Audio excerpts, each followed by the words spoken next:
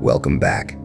You are the riddle no one managed to solve, the outcome that refused to follow their math. You are the one who outlived every expectation placed on your collapse. They thought they knew you. They observed your wounds like data points, measured your grief, tracked your anger as if it were an inevitable trajectory. They convinced themselves that your story had only one possible ending. They planned for it. They prepared for the day you would finally explode. Experts were consulted. Narratives were drafted. Safety measures were built around the assumption that pain would eventually turn you into something dangerous. And then you committed the one act they never anticipated. You arrived peaceful, grounded steady, carrying a calm so unshakable it disrupted every conclusion they had drawn about you. Blinked. That moment broke their internal logic more than any outburst ever could, because rage, no matter how loud, is familiar. Rage fits into systems. Rage can be managed, contained, reacted to. But peace, real peace, from someone who endured everything you did, that has no framework. That kind of composure short-circuits expectations. It dismantles scripts. It causes people who thought they were prepared to forget their lines. They spent years rehearsing concern, bracing for drama, sharpening responses for your supposed unraveling. They expected tears or fire. They expected chaos. What they didn't expect was presence. What they didn't expect was someone who had already survived. The worst internally and no longer needed to prove anything externally. Bland. They watched from a distance as life tested you again and again. Betrayals stacked, humiliations accumulated, and still they waited. They whispered to one another that it was only a matter of time, that eventually all that suffering would curdle into bitterness, that eventually you would confirm everything they believed. They needed that outcome. Your breakdown would have justified their fear. Your anger would have excused their cruelty. Your collapse would have validated every time they treated you like a threat instead of a human being. But you denied them that closure. You refused to perform the role they wrote for you. Instead, you emerged, transformed, not hardened, not weaponized, but refined. You carried kindness without weakness, forgiveness without submission, peace without passivity. You didn't arrive empty. You arrived full of discernment, of self-command, of quiet authority. And now they stand there exposed, armored for a war that never came, holding defenses that no longer serve them. Because your gentleness highlights every calculation they made against you. Your restraint reflects their assumptions back at them. Your grace forces them to confront the fact that they misjudged you at every turn. What they're experiencing now isn't confusion. It's panic, because their identity was built around being right about you, around believing they understood your limits, your breaking point, your future. They told themselves they were prepared for your darkness. But now they are facing someone they cannot label, cannot control, cannot predict. A person who turned harm into insight, a spirit that absorbed poison and returned clarity, a heart that had every reason to become closed, yet chose wisdom instead. You are not an exception to the rule. You are evidence that the rule was flawed, belied. What makes this truly unsettling for them is how much they invested in your downfall. Some positioned themselves as eventual victims, already rehearsing the stories they'd tell about surviving you. Others imagined themselves as saviors, ready to step in and manage your unraveling, to be applauded for calming a storm they assumed you would become. Roles were assigned. Emotional reactions were preloaded. Entire narratives depended on your failure. And now those narratives have nowhere to land. You aren't attacking. You aren't collapsing. You aren't asking to be rescued. So the masks slip, the scripts dissolve, the strategies fail. Planned. You aren't confronting them with accusations. You aren't demanding accountability. You are doing something far more disarming. You are living well. You are standing as proof that what they did to you did not define the ending. Your existence has become the mirror they can't look away from. Every time they think of you, they are forced to reckon with who they were and who you became anyway. You are not seeking revenge. Your authenticity has already turned their actions into consequences they have to carry alone. Blumge. Here is the irony they never saw coming. They believed the worst outcome would be you becoming volatile, destructive, consumed by vengeance. They feared your potential fury. But what they are facing now is far more destabilizing. They are facing someone who made violence irrelevant. Someone who outgrew the need to prove pain through reaction. Someone who looked at every weapon available and consciously chose not to pick it up. That life you rebuilt from the wreckage they contributed to, that growth, that peace, that quiet power, stands as undeniable evidence of their failure to break you. And because monsters can be fought, bitterness can be avoided, cruelty can be condemned, but genuine inner peace? That leaves no enemy to battle, no angle of attack, no defense that works. When someone breaks the cycle instead of continuing it, when they win the internal war rather than externalize it, the game ends. And that's the truth they're struggling to accept. You already won, long before they realized. The fight was never where they thought it was. You are no longer participating in the reality they constructed for you. And that single decision has made you unreachable. They look at you now with a strange mix of reverence and unease, struggling to reconcile the grounded, composed presence before them with the frightening version they once imagined. Every smile you offer disrupts their assumptions. Every calm response forces reflection. Your peace doesn't provoke because it's aggressive. It provokes because it's undeniable. You no longer need to explain yourself, defend yourself, or perform healing for anyone's comfort. By simply standing in your truth, whole, integrated, free, you unravel the false identities they assigned you. The distance between who they claimed you were and who you became has grown too wide to bridge. That gap is the result of their judgment, yes, but also the result of your evolution plans. There's a quiet irony woven through all of this. They hoped you would shrink so they could feel larger. They needed you fractured so they could feel intact. They expected you to carry resentment so they could justify their own, and yet you refused to follow that script. Every attempt to reduce you became fuel for expansion. Every act of betrayal that was meant to harden you instead refined you. Every forecast of your descent became an invitation to cultivate more awareness, more clarity, more strength. Not a naive brightness, not an untouched innocence, but a hard-earned illumination forged through shadow. The kind of light that only exists after someone has faced the dark honestly and chosen not to live there. That light doesn't ask permission. It exposes by existing. Now they're trapped inside the reality their own certainty created. All the preparation they invested in your collapse has nowhere to go. The emotional shelters they built sit unused while you move forward, planting growth where destruction was expected. The speeches they memorized for your unraveling dissolve into silence as they struggle to process your stability. The interventions they planned never happened because you intervened in your own story long before they ever could.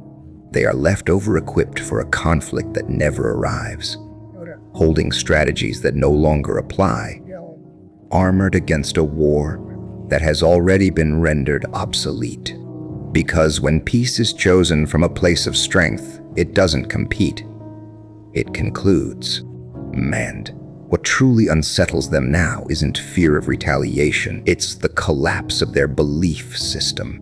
They were taught that pain multiplies pain, that trauma reproduces trauma, that suffering inevitably spills outward, that harm excuses harm. That cycle was the foundation of how they understood themselves and the world.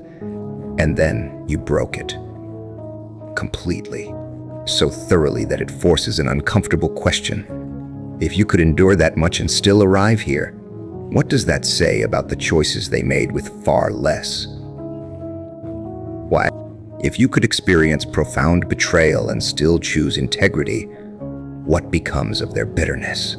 If you were handed every reason to become destructive and instead became expansive, what does that reveal about the moments they chose differently? Amand, you are no longer just living. You are demonstrating, without speeches, without confrontation, without intention. Your life has become a quiet challenge to every excuse they've ever leaned on. Each day you remain at peace weakens the stories they tell themselves about why they can't change. Every act of grace makes their grudges look increasingly small. Every moment of compassion reveals that cruelty was never inevitable. It was optional. You aren't instructing them. You aren't correcting them. Most days you aren't even thinking about them. But your existence has become a message they can't tune out. A truth that keeps repeating itself without words. And here is the most destabilizing truth of all. They didn't just want you to become something monstrous for safety. They needed it for comfort. Because if someone who endured what you endured can become what you became, then the illusion collapses. The illusion that wounds excuse stagnation, that trauma grants permission to harm, that bitterness is a fixed identity rather than a repeated decision. Your life stands as evidence that healing is not a myth, that transformation is not reserved for the lucky, that peace is not the absence of suffering, but the mastery of it. And for those who have wrapped their identity around their pain, their anger, their sense of justified resentment, your existence feels less like inspiration and more like exposure. Your presence unsettles them in ways they can't easily explain. They expected your pain to manifest as fury, something they could point to and say, "This is what damage does." They wanted your anger to serve as evidence that certain wounds ruin people forever, that some suffering permanent. Instead, they are confronted with your composure, and with it, an unspoken question that lingers in the air wherever you go. If you could recover from that, why didn't I? Your calm has become a living contradiction to everything they believed about trauma, forgiveness, and human limitation. You didn't simply exceed expectations. You dismantled the belief system they relied on to justify their own immobility. You erased the framework that made those assumptions feel safe. Every story they told themselves about why healing was impossible, why bitterness was reasonable, why change was unrealistic, your life stands as a counterexample. And now they are caught in an uncomfortable tension, pulled between two impulses: to discredit what they see or to learn from it. Most can't bring themselves to study you, and most can't honestly deny what's right in front of them. So they linger in that uneasy middle ground, exposed, restless, unsure of where to place their discomfort. Lamed. The moment of realization didn't arrive slowly. It struck all at once. A clean break, a sudden awareness that left them off balance. Perhaps it happened when they tried to provoke a reaction and were met with warmth instead. Perhaps it was the first time they braced for hostility and encountered ease. Or maybe it was when they prepared their guard and you met them with sincere curiosity, asking how they were, without sarcasm, without leverage, without intent to win anything. Whatever the trigger, something in their internal logic fractured. The instincts designed to categorize threat began to sound alarms. This doesn't align. This response doesn't follow the pattern. The danger signal fired, not because you were unsafe, but because their worldview was. That was the instant the power dynamic shifted, not into dominance, not into control, but into something far more influential. You weren't asserting authority. You were radiating coherence. You weren't trying to persuade, correct, or convert anyone. You were simply inhabiting a level of integration they hadn't prepared for. And that kind of presence has gravity. Authenticity always does. People are instinctively drawn toward what is real, what is grounded, what isn't performative. And you aren't acting peaceful. You are peace in motion. You aren't claiming to be healed. You are showing what healing looks like in practice. And that lived example carries more weight than explanations ever could. They had rehearsed their responses to your anger. They had no defenses prepared for your steadiness. Shieldings. Not a dependent attachment, but the kind of expansive regard that comes from someone who has already confronted the worst and refused to let it define them. The kind of regard that forms when bitterness loses its appeal, when resentment feels small compared to clarity. This way of being moves through barriers effortlessly. It doesn't argue, so it can't be debated. It doesn't demand, so it can't be resisted. It doesn't shrink, so it can't be taken advantage of. It simply exists, consistent, rooted, unthreatened by judgment because it has already endured rejection and survived intact. And that is what makes the entire situation so profoundly ironic. The very outcome they feared, the loss of control, the collapse of certainty, the exposure of old narratives, is unfolding not through conflict, but through your calm, by bracing themselves for the version of you they feared. They unknowingly created the conditions for something far more formidable to take shape, while they were reinforcing emotional barricades and rehearsing responses to an imagined threat.